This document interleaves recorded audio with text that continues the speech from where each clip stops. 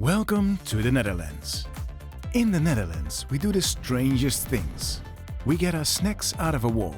We have more bites than people. And for breakfast, we put chocolate on our sandwiches.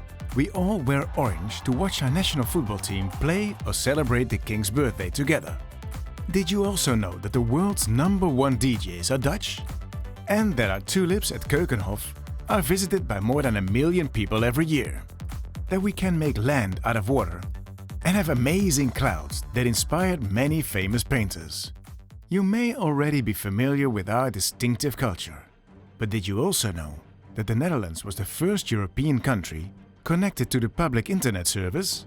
That was made possible by CWI, the Institute for Mathematics and Computer Science in the Netherlands, and that it currently hosts the world-leading internet exchange point. With its stable infrastructure for fixed and mobile communication, the Netherlands has been one of the world leaders for many years. Nevertheless, we face the challenge of safeguarding several values simultaneously: freedom, security, openness, and stability. These values can be at odds with each other. The Dutch answer to these questions is in our DNA, in our history, in our future. We call it polderen, or finding common ground. Auke Pals is head of the ECP Young Digital Advisory Board. He advises the government and companies and argues for a free internet. Free internet is really important for young people because free internet enables them to develop themselves, also to communicate with others with the same or other interests, and to explore their world, their vision on other things. Benefits of a free internet are that people can express themselves and do have the right of information. A free internet has many advantages, but also a dark side, like cybercrime and child pornography. How do we keep a free internet network secure? Arda Gerkens is head of the Online Expertise Center Child Abuse. She deals with this question on a daily basis. We work with child abuse material, so we're trying to take it down from the internet. And we do this with a voluntary code. I think that's really special for the Netherlands, because I know in many other countries this is set up in legislation. So we see the far majority of the internet hosting providers are helpful and willing because, just like in society, the majority doesn't want this material to be out there. However, we do have some bad hosters, and now we feel that we have come to all the possibilities we can do without legislation to get the material down. And we're now looking at different forms of legislation to see how we can do more to still be able to tackle the problem with the bad hosters without getting really severe legislation out there which would then diminish the freedom of speech. But to be able to get to the minimum of legislation needed, you need to work together and to collaborate and talk to each other.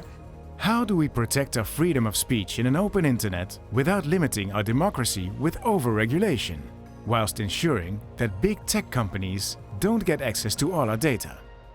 Evelyn Austin is a movement builder at Bits of Freedom, and this question is at the core of her mission.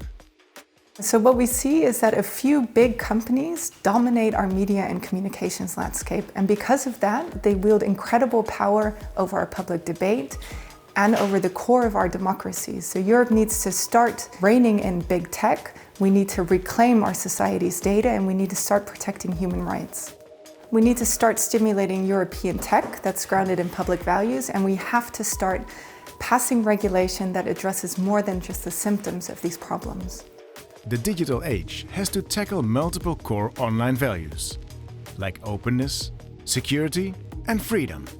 Equally, if not more important, is to keep the internet stable, because stability provides trust, growth, and innovation. SIDN is the organization that manages the .nl domain, one of the world's most secure and stable domains. Their CEO, Roelof Meijer, explains why a stable internet is so important. The Netherlands are in the global top ranks with regard to broadband penetration, internet use, internet speed, e-commerce and quite a few others. And this means that we've become hugely dependent on an always accessible, everywhere available and very stable internet. We have that here, but that's not an easy thing to accomplish. Most of all, it requires intensive collaboration and shared responsibilities between the public sector, the private sector and civil society. Inclusive internet governance is a critical success factor. And this is why the European dialogue on internet governance and the global dialogue on internet governance are so important. After all, the internet is borderless and we can't just focus on our own country. The Netherlands might strike you as a peculiar country, with a distinctive culture. But through our typical perseverance and belief in collaboration with all stakeholders, we can help create a better future. I like to challenge you and do it the Dutch way. Listen to each other, talk to each other, debate and look for common ground. This is your chance to contribute to the discussion on the future of the internet, here in The Hague.